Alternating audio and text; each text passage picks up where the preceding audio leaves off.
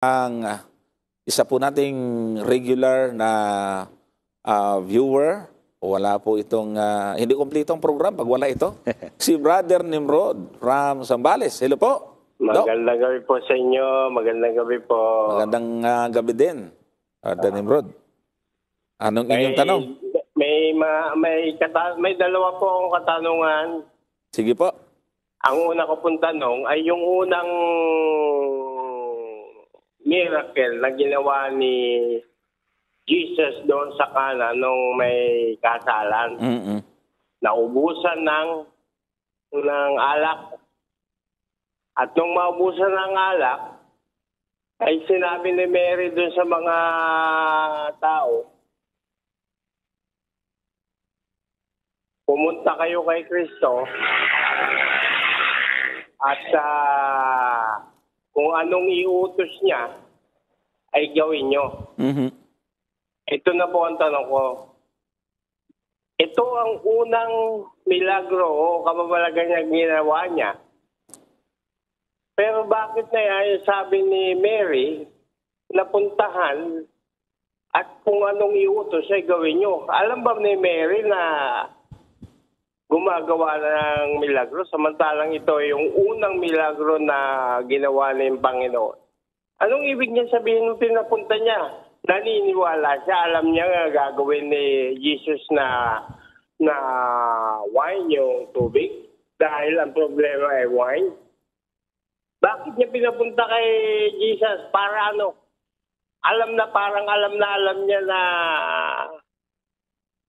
may gagawin si Jesus, samantalang hindi pa nga, ito pa lang yung first miracle ni Jesus. Yun po ang una kong tanong. Mamaya ano po yung kasunod? Okay, mukhang mahirap itong kasunod. Mahirap na nga yung una. Okay, so salamat Brother Nimrod sa inyong napakagandang tanong. Okay. Isa to sa paborito kong sermon, Pastor. Ayan. Yung unang miracle na ginawa ng ating Panginoon. Ang ganda po ng question, Brother Nimrod, kasi first miracle nga. May idea na ba si Mary na itong problema talagang matinding problema, on the spot dapat magkaroon ng solusyon. So, may knowledge kaya si Mary na kayang gawin ng Panginoon, gawa ng Panginoon ng solusyon, yung nakakahiyang nangyari doon sa kasalan. Kasi kung titin natin, Pastor, yung kultura, alam niyo mga kapatid, pag pinag-aralan po natin yung kasalan sa Bible, yung kultura nila, hindi ito katulad dito na kalahating araw tapos na. Sila po ay umaabot ng ilang araw. Pag medyo kilala yung nagpapakasal inaabot ho ng ilang araw bago matapos. May katakot-takot na isang linggo. Opo, totoo yon mga kapatid. At ang sabi pa nga doon sa mga conservative na mga sulat, ng mga scholar, ay pati nga doon yung sa pati nga yung tapos ng kasalan, yung pagsisiping, yung mga pangunahing bisita nandun pa rin. At pagkatapos ng magsiping, pag inilabas yung kumot na may bahid ng dugo, success yung wedding. Ibig sabihin, talagang malinis yung babae. Malinis yung babae, ano? Matindi. Kaya nga naubusan naubusan ng alak.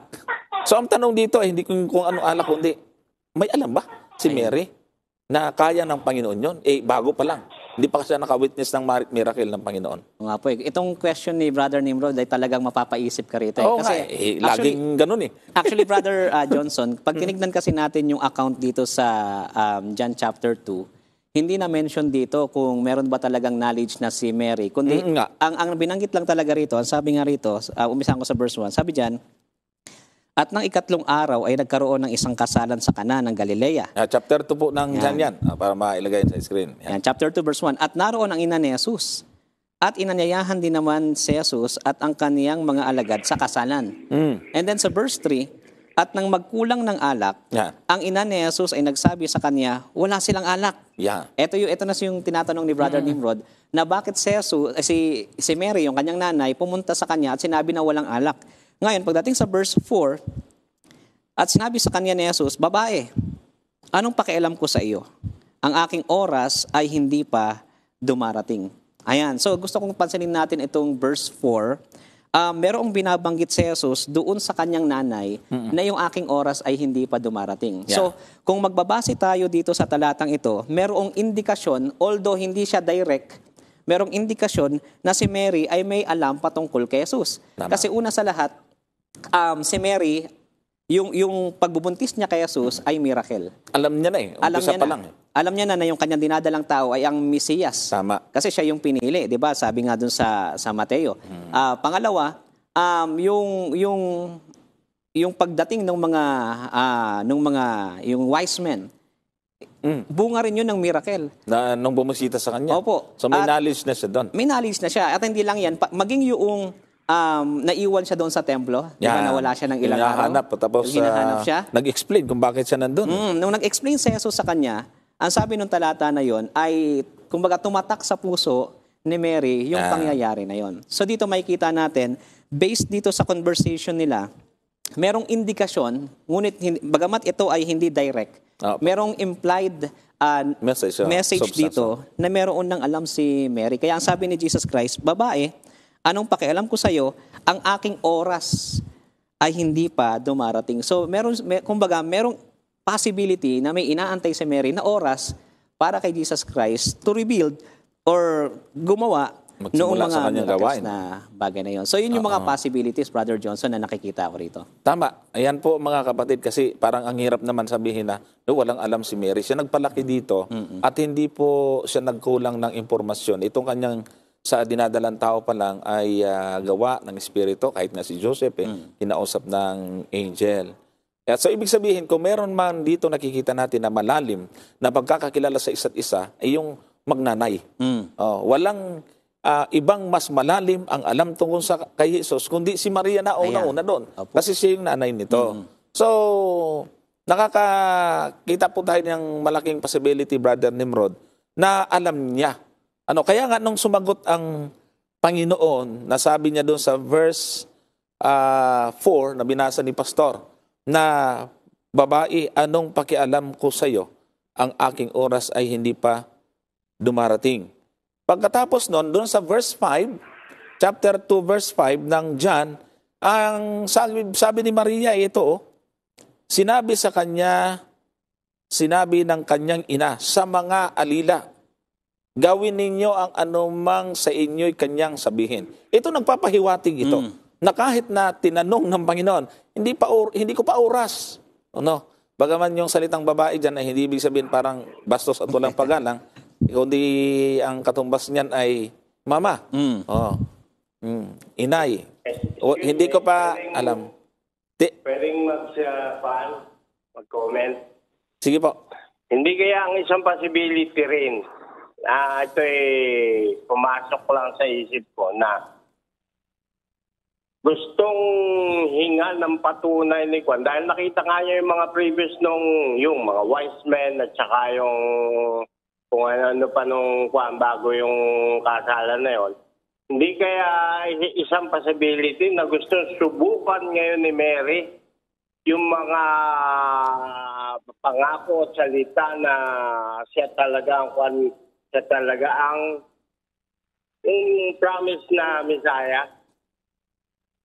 Na parang isang mabigyan siya ng patunay na siya nga ay yung dakilang sugo ng Ama sa paggawa ng himala na ito. Okay. Dumating na yun, parang nasa isip ni Mary ngayon, dumating na rin ang panahon para subukan ko itong anak ko kung ito nga talaga ang padala ng Panginoon. Isa siguro yun sa mga possibility. Ano po sa palagay nyo? Pwede po nating isipin yon. Kaya lang, ang nakikita po nating tinatawag na circumstantial evidence dito is yung nagkulang. Kung sabihin natin na sinadya ni Mary magkulang yung alak, pwede. Yan. Kaya lang, hindi naman siyang may kagagawan kung ba't nagkulang ng alak. Ang magagandang... Hindi, ang ibig sabihin, matagal na siyang naghihintay ng ganong mga pagkakataon siguro na para tagal na niyang iniisip at simula pa nga nung ipanganak si Jesus na sa sabsaba na parang naghahanap nga siya ng ebidensya na kung ito talaga yung pinangako Misaya. Nagkataon lang dumating sa panahong yun. Sige po. Nagkaroon siya ng pagkakataon na makakita upang ipakita ng kanyang anak na anak ng Diyos din, kasi Jesus, na kung siya talaga yung hinihintay nila. Apo. Sige po, ganito Brother Nimrod, sabi ko kanina, pwede namang isipin natin ganyan. Kaya lang, pagka tinignan po natin yung mas magandang mensahe nito, Pastor, ang mas pinapakita po ditong message sa atin, sa panahon ng pangangailangan, dapat ang lalapitan natin tama, si Kristo. Kasi marami ngayon yung nagkakaroon ng problema, ay hindi naman tumatawag sa Panginoon, nag-aaway yung mag-asawa, lalo na pag wala ng wala nang wala na yung kanilang pangangailangan. Kaya dito, itinuturo ni Maria sa panahon ng kagipitan, sa panahon ng ganoong sitwasyon, ay sino ang dapat nating lapitan. Yan. So, walang iba. Kaya nga, hindi pa nga siya nakakagawa ng gano'n sa buong buhay niya eh. Hindi pa nakita yung first miracle yun eh. Pero alam ni Mary, kasi kaya nga, binabasahin natin itong kasunod na talata doon sa verse 5, andun yung pahiwatig eh. Tingnan nga natin, pakilagay nga po, chapter 2, verse 5, sa verse 4 muna, ng Juan. John chapter 2, verse 4 at 5. At sinabi sa kanya ni Jesus, babae, anong pakialam ko sa iyo? Ang aking oras ay hindi pa dumarating. So ito, negative ito eh. Hindi patay. Pero anong sabi ni Maria? Sinabi ng kanyang ina sa mga alila, gawin ninyo ang anumang sa inyo'y kanyang sabihin. Hindi siya naniwala na walang gagawin ng Panginoon eh. Ibig sabihin, nandun nga yung pagkakakilala. So, sabi ko nga kay brother niya, pwede nating isipin na pwedeng subukin. Hindi naman natin sinasabing hindi pwede eh. Pero nakikita natin dito, ito yung pangyayari na nasa gipit. Hindi na pwede, nakakahiya eh.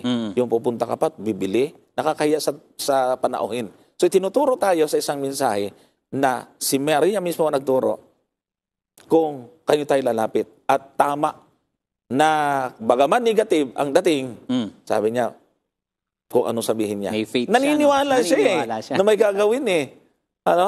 Kahit wala pa siyang nakita sa amin, Brother Nimrod, kahit wala pang ebidensya, nandun na yung paniniwala. Pastor? At saka doon kasi sa ginawa ni Maria at doon sa question at doon sa circumstansya na makikita natin, meron kasi tayong limitation sa speculation na po pwede nating ibigay doon.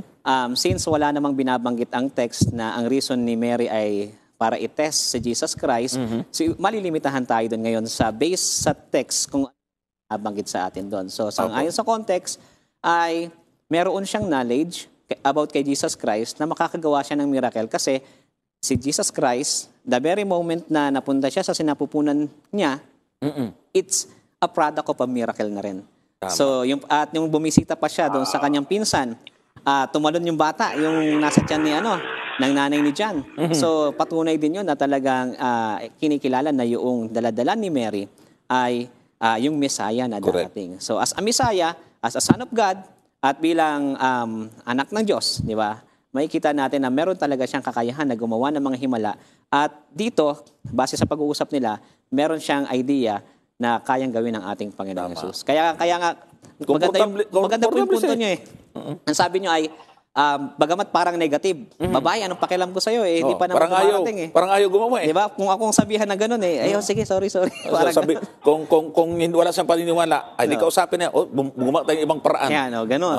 Pero ang ginawa ni Mary ay, kung anong sasabihin niya, gawin niyo. Sundin niyo. Yan. At talagang hindi siya nagkamali. Naibigay nga, Brother Nimrod. Ayan. Ito po ang pangalawa kong tanong. Sige po. Doon din sa pangyayaring yan. Nano sabihin niya na, hoy babae, hindi, anong pakialam ko sa'yo? Tapos, hindi pa dumadating ang oras. Ano ba ang ibig sabihin nito? Dahil bakit sinabi niya hindi ba dumadating yung oras, pero ginawa rin niya yung miracle na yun? Alin ba, saan ba tumutuko yung hindi pa dumadating ang kanyang oras? Doon ba sa na maggawa ng miracle? Napilitan lang siyang gawin yung miracle na yan. Pero ang totoo, hindi pa dumadating yung oras. Ano po ba ito? Ayan. Yan na, Pastor, ang aking oras ay hindi pa dumarating. Ano yung oras na yun na binabanggit? Yan. Yung may kaugnayan ba doon yung sa miracle na ginawa niya? Huwag niyo akong pilitin. Parang gano'n na gumawa nito. Mga milagro. Dahil hindi pa dumadating ang aking oras. Yun ba yun? Ganun ba yun? Sige, Pastor. Ayan. So, ito pong binabanggit ni Jesus Christ dito na yung aking oras ay hindi pa dumarating. Ito ay, ang iniisip kasi ni Mary dito, based dito sa ating Bible commentary at sa sulat ni Ellen G. White sa Desire of Ages, may kita natin na ang kanyang ninanasa sana or ninanais ay ito yung maging panahon na kung saan ipoproclaim ni Jesus Christ yung kanyang sarili as a Messiah. So yun yung kanyang inaantay dito na ipoproclaim ni Jesus Christ yung kanyang sarili as a Messiah. And as a Messiah, makikita naman natin kahit sa Old Testament, nang ginagawa niya ay nagpapagaling siya ng may sakit, nakakalakad ng mga pilay. Sabi nga ron, He heals the broken-hearted. Di ba? Lahat. Kumbaga ay gagawa talaga siya ng mga miracles. So yun yung inaantay ni Mary sa ngayon sa Desire of Ages. At sinasabi ni Jesus Christ dito na yung aking time to proclaim myself as the Messiah ay hindi pa dumarating, Brother Johnson. Ayan. Pero ginawa rin niya yung miracle eh. Ibig sabihin, nagpakilala na siya talaga yung Messiah eh. Doon sa first miracle niyang ginawa yun eh. Dahil gawa ng Diyos yung miracle eh. Ibig sabihin, ito talaga ang Son of God. Ito yung Messiah. Kaya ginawa na niya eh. Sasabihin pa niyang hindi pa dumadating yung alin ba talagang tinutukoy nitong salita niyang ito na hindi pa dumadating yung time niya? Ginawa na niya eh. Parang dumating na eh. Ang ginawa niya doon. Ginawa na niya yung miracle eh. Apo, yung ginawa ni Jesus doon ay hindi niya pre-proclaim yung kanyang sarili, kundi para bigyan ng solusyon yung nangangailangan. Hindi, pagpapakilala na niya yun. Na siya yung promised Messiah. Apo, kaya hindi nga po yun yung kanyang binabanggit na oras na dumating sa kanya. Actually, kumbaga, parang ganito. Dapat hindi niya pagagawin yun eh.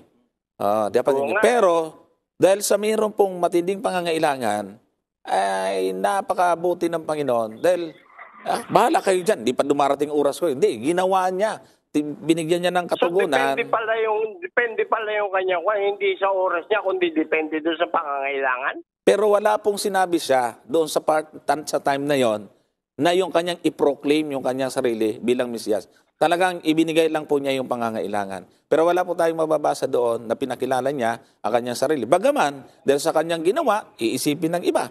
Hindi ito gawain ng isang ordinaryong tao. Sumalit doon sa mga binibigay na mga pangyayari ng ating Panginoon, nung siya po ay nangangaral na, at nagpapakilala na sa kanyang mga alagad na siya yung Mesiyas, siya yung anak ng Diyos, ay hindi doon ginawa doon sa kasalan sa Kana.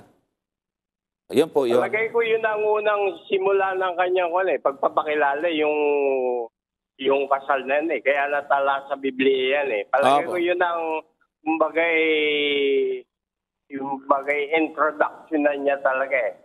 Wala, nandun na, nagawa. Kaya ang nakakita noon, makakapag-isip na talaga. Opo. So, yung inyong tinatanong kasi na panahon na ay oras na sinasabi niya hindi pa dumarating, ito na po yung parang dumating na eh. Nakagawa na kasi siya ng miracle. Kaya hindi na po ito naging lihim na itala na nga ni Jan. Tsaka Brother Johnson, doon kasi hindi pa yun explicit na ipinapahayag ni Jesus Christ na ako yung Messiah na darating. Actually, yung masasabi natin yung pinaka-proclamation ni Jesus Christ, parang nagpakilala siya na siya talaga yung Messiah, later part na ng kanyang ministry. So kung naaalala niyo doon sa... Kumbaga yung pangyayari niyo na ipatikim pa lang. Ayan, parang ganun po. Kasi kung titignan po natin sa Matthew 21, ito yung context nito, ito yung triumphal entry ni Jesus Christ. Yeah. 'Di ba? Nung sumakay siya doon sa asno, tapos ang sabi ng mga tao ron habang nakasakay siya ron, ang sabi nila ay ito yung anak ni David. So yun ay proclamation na talaga na siya yung Messiah na darating. Kaya nga later part, after chapter 21, sunod-sunod na yan eh. Andun na yung dahilan na siya ay na-betrayed, siya ay naipako, yun na yung naging reason ng mga ng mga leaders ng church kung bakit nila gustong ipapako si Jesus Christ at ipapatay. So dito, yung binabanggit ni Jesus Christ, yung aking oras ay hindi pa dumarating, yung kanyang proclamation bilang siya ay Messiah ay hindi pa talaga dumarating. Kaya nga, pagdating doon halimbawa sa may Matthew chapter 26 verse 18, ang sabi ni Jesus Christ, my time is at hand. Diba? Yun na yung time niya na talaga, ito na yung panahon na kinakailangan na yung Messiah ay mapako. Mapatay siya doon sa cross upang mabayaran yung kasalanan ng sanglibutan dahil sa mga kasalanan natin, Brother Johnson. Ayan po, mga kapatid. Kaya, hindi lang po... Thank you very much po. Okay, thank you, Brother Thank you po. Nimrod. God bless. Ayan, God bless po. God bless po. Ayan. Thank you.